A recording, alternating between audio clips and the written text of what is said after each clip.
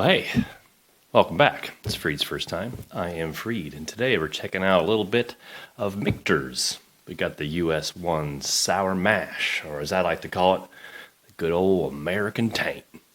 If you're sick of more whiskeys and of huffing paint, just sit on back and pour a glass of good old American taint. All right, good old American taint. Now you're probably wondering what in the hell that means. Well, to me, I just started calling it American taint because taint bourbon, taint rye, it's a sour mash. And what that means basically, it sounds off-putting, but it's a simple explanation. It's just when they use a little bit of the old mash to yeast pitch the new mash. On the website, they kind of equate it to like a sourdough starter. You use a little bit of the sourdough from the the old batch, to yeast up the new batch.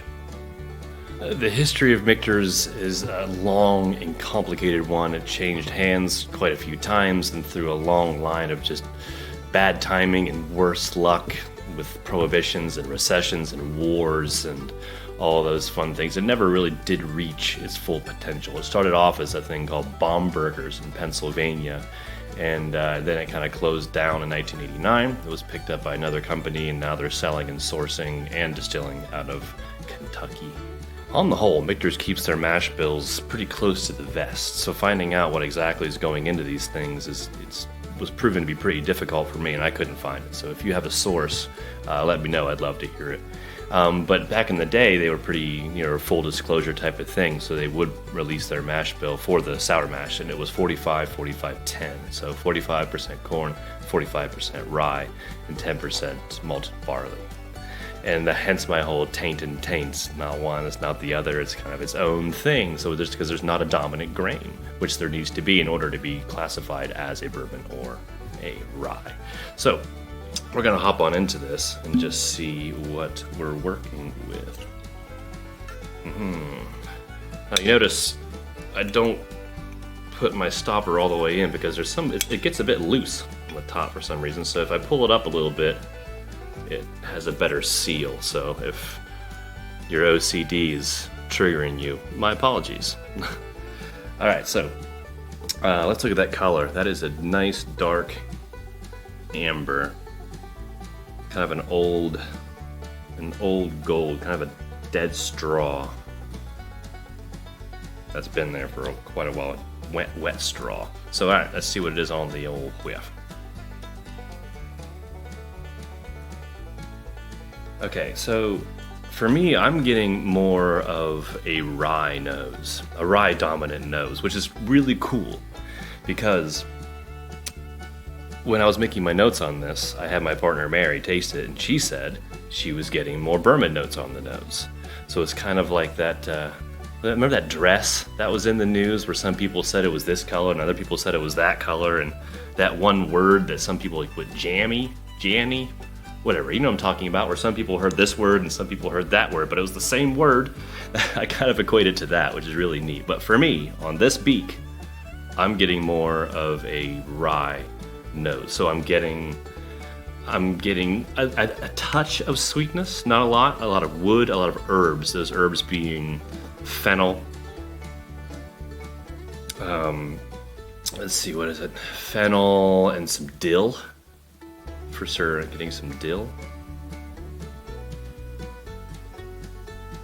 A little bit of bitterness, not so much sweetness. I mean, the videos that I've watched, people have been finding just an upfront sweetness, but it's not hitting me that way.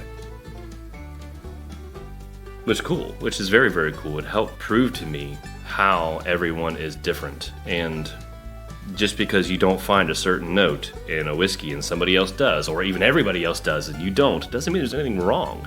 It's just people are wired differently, right? I am getting a bit of like a river rock type of vibe out of there. But it is a rye dominant nose for me. There's no doubt about that. And on the website they said the sour mash, it starts as a bourbon and finishes with a rye.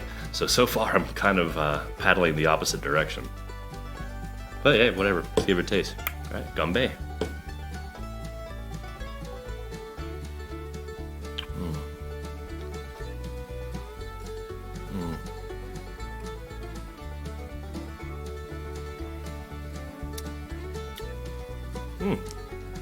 It's a little spicier than it was when I was making my notes yesterday.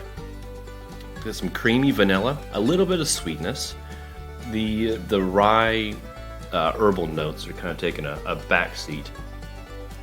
There's very little ethanol burn. This is 43%. Totally forgot to mention that. It's kind of an important part of it all. 43%. But little to no ethanol burn whatsoever. And it's very enjoyable. I'm still, same with the nose, I'm still getting a more rye dominant palate. But that's just me.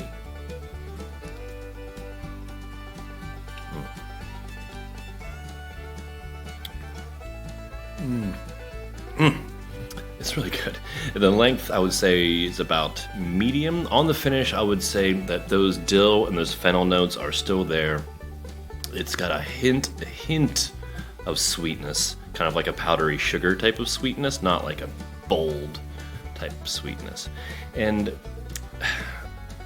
honestly, if you are looking for something kind of mildly out of the norm of bourbon, and you are a bourbon regular, then yeah, absolutely, try this out. I think you might dig it, for sure.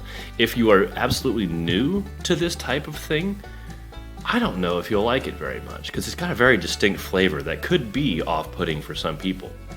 Now, having said that, and playing devil's advocate to myself, if you are on the fence and you don't know whether you want to go down the rye path or you want to go down the bourbon path, absolutely try this. Because if you taste it and you get those dusty corn sweet notes, then maybe you're a bourbon man or a bourbon person. But if you get in there and you get that bitterness, the herbal notes, the earthiness, maybe you're a rye person. So it could be like the Harry Potter sorting hat of whiskeys. So, I hope that helped open the door a little bit to the Michter Sour Mash, or the American Taint, which I think that could catch on. We should start calling it that forever.